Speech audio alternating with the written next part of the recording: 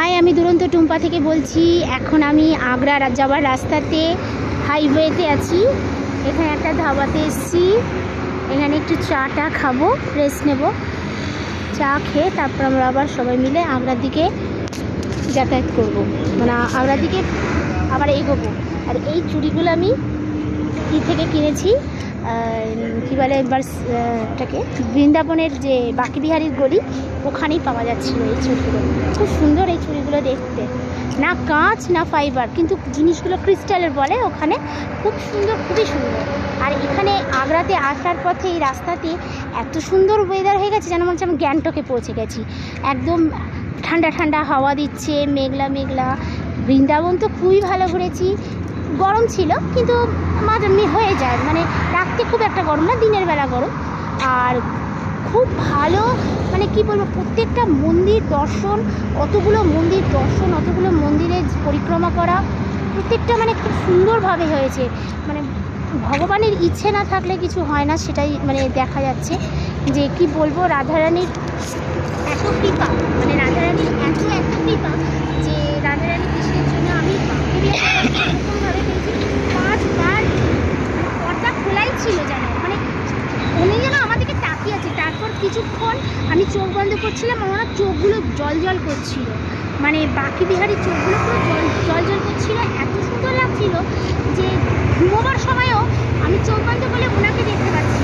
আমি কেন, আমার ছেলে, আমার হাজব্যান্ড সবাই বলছিল ওনার চোখ মুখটা ভেসে উঠছিল, চোখগুলো পুরো মানে জ্বলছিল যেন, চমকাচ্ছিল।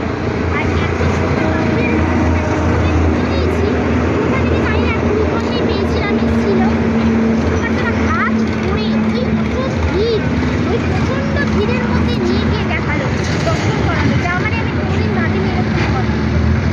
আর বাকি বিহারী পুরা আমি গোবর্ধন গিরিরাজেরও পরিক্রমা করেছি। এত সুন্দর পরিক্রমাটা হয়েছে, কী বলবো। মানে আমি কিছুটা হেরেছি, কিছুটা গাড়িতে গেছি, কারণ পুরোটা সম্ভব না। ওটা পুরো মানে একদম দিল্লি থেকে, মানে আমাদের ওই মথুরা থেকে কিছুটা রাজস্থানের দিকে যেতে হয়। তো যার ফলে আমরা পুচিকা লটা বলে একটা জায়গা আছে, মন্দির, যেখানে ভগবান বিশ্রাম করেছিলেন, সেটা কিন্তু রাজস্থানের মধ্যেই পড়ে। ওখানে কুসুম সরোবর দেখেছি, তারপর মানসী গঙ্গা দেখেছি। গঙ্গা একমাত্র ওখানেই আছে, মানসী গঙ্গা। ওখানে মানে কিছুটা যাবার পরে অনেকটা হাঁটতে হবে, মানে প্রচুর হাঁটা। পাহাড়টা তোলার পর বিশ্রাম করেছিলেন, মানে পাহাড়টা তোলার পর যেখানে বিশ্রাম করেছিল, ওখান থেকে আমরা পুরো ঘুরে, মানে পুরো বলা যায় গিরিরাজের পরিক্রমা করা, তারপরে বাকি সব মন্দিরগুলো পরিবহন, তারপরে সন্ধেবেলাতে প্রেম মন্দির যাওয়া। প্রেম মন্দিরে সেই লাইটিং, যা দৃশ্য আর যা ভিড় মানুষের দেখলাম, মানে এত ভালো লেগেছে, এত ভালো লেগেছে, মানে কি বলবো, বলে কোনোদিন শেষ করতে পারবো না। আমি আবার বৃন্দাবন আসতে চাই, বৃন্দাবন আবার যেতে চাই। এবং আমরা গোকুলেও গেছি, গোকুলেও ঘুরেছি, বর্ষানা গেছি, বর্ষানাতে রাধারানীর বাড়িতে খুবই সুন্দর লেগেছে। তাছাড়া গোকুলে গেছি, গোকুলে গোপালের বাড়ি, তারপরে আমাদের যশোদা রানীর বাড়ি, প্রত্যেকের মানে এত সুন্দর পরিক্রমা করা, যেখানে পুতনা রাক্ষসী মারা গেছে সেই জায়গা, প্রত্যেকটা জিনিসই আমার এত ভালো লেগেছে যেন আমি আবার আসতে চাই, আবার এখানে এসে ঠাকুর দর্শন করতে চাই। এটাই আমার কাছে, মানে ভগবানের কাছে এটাই কামনা, যেন বৃন্দাবন আমাকে আবার আনে, বারবার আমাকে আসতে দিলেন, বারবার আসবে। মানে আমার এতটাই ভালো লেগেছে। মায়াপুর যারা যায়, তারা যে বলে না, মায়াপুরে যে ফিলিংসটা, আনন্দটা ভোগ করে, তার থেকে 3 গুণ আনন্দ হচ্ছে এই বৃন্দাবন। আর বৃন্দাবনে আসলে মনে হয় প্রত্যেকটা তীর্থস্থান তোমার সব পাওয়া হয়ে যাবে। আমি বেনারসেও গেছি, কিন্তু বেনারসেও আমি এত আনন্দ পাইনি যতটা না আমি বৃন্দাবনে এসে পেলাম। মানে সেটা তো আসার পরেই আপনার নিজেই অনুভূতি হবে, যে ভিতর থেকে একটা অনুভূতি, ফিলিংস আসবে, যে আনন্দ হবে। এখানে কেউ কারোর শত্রু না, মানে সবাই সবাইকে হেল্প করছে, ভালোবাসা, এইটা সবাই সবাইকে কিছু না কিছুভাবে হেল্প করে, এবং সবাই একার মানে নিজের কিছু না, মানে সবসময় সবার জন্য কিছু, মানে একসঙ্গে হয়ে যাওয়া সব জায়গায়। এখানে আসলে এখন দেখা যায় এখানে কেউ নিজেরটা শুধু ভাবে না, সবারটাও ভাবে।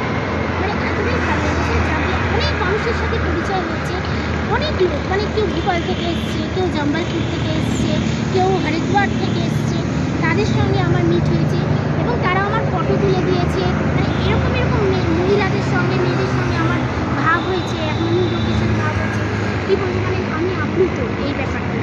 তো এই কারণেই বলছি যে বৃন্দাবন একবার আসা চাই, সবারই জীবনে একবার অন্তত আসা চাই। কারণ মনে হয় যেন তীর্থ দর্শন হবে না, মানে বৃন্দাবন না আসলে। আর এখন আমি আগ্রার দিকে যাচ্ছি।